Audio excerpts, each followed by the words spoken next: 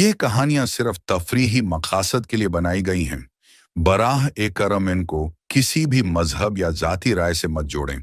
یہ حقیقی واقعات اور تخیل کے امتزاج پر مبنی ہیں۔ محبت کے رنگ جادوئی پری کے ساتھ ایمن اور احمد کے درمیان بچپن سے ایک خاموش سی محبت تھی۔ دونوں ایک دوسرے کو سمجھتے تھے مگر کبھی کھل کر اظہار نہیں کیا تھا۔ لیکن اس محبت کے بیچ ایک رکاوٹ تھی۔ نزبت بیگم وہ چاہتی تھیں کہ احمد کی شادی خاندان کے وقار اور دولت کے مطابق ہو۔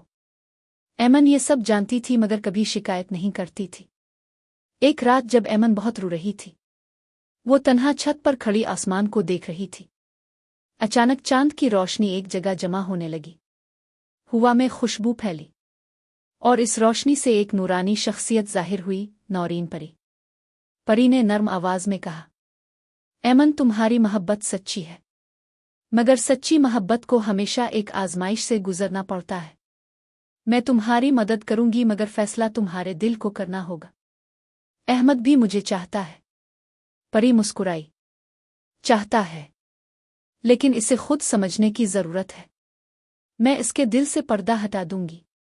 نورین پری نے اپنا ہاتھ اٹھایا اور روشنی ہوا میں پھیل گئی۔ اگلے دن احمد جب ایمن سے ملا تو پہلی بار اسے دل کی وہ آواز صاف سنائی دی جسے وہ سالوں سے نظر انداز کرتا آیا تھا۔ اسے لگا جیسے کوئی اس کی آنکھوں سے پردہ ہٹا رہا ہو۔ جب وہ گھر پہنچا نورین پری نے خواب میں آ کر کہا، جو دل میں ہو وہ زبان سے کہہ دو۔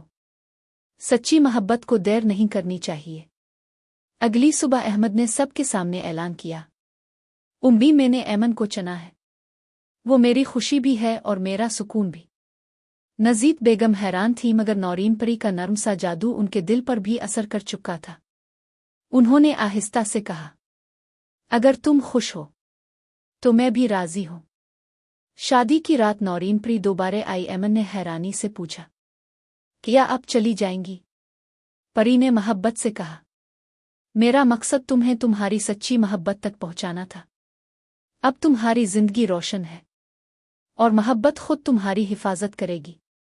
پری روشنی میں تحلیل ہو گئی اور اس کے جاتے ہی کمرے میں پھولوں کی خوشبو پھیل گئی۔ احمد نے ایمن کا ہاتھ تھام کر کہا، تم واقعی میری قسمت کی روشنی ہو۔ شاید واقعی کوئی پری تھی جس نے مجھے تم تک پہنچایا۔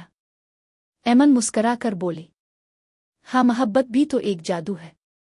اور ان دونوں کی زندگی میں محبت، جادو اور خوشیوں کا نیا سفر شروع ہوا۔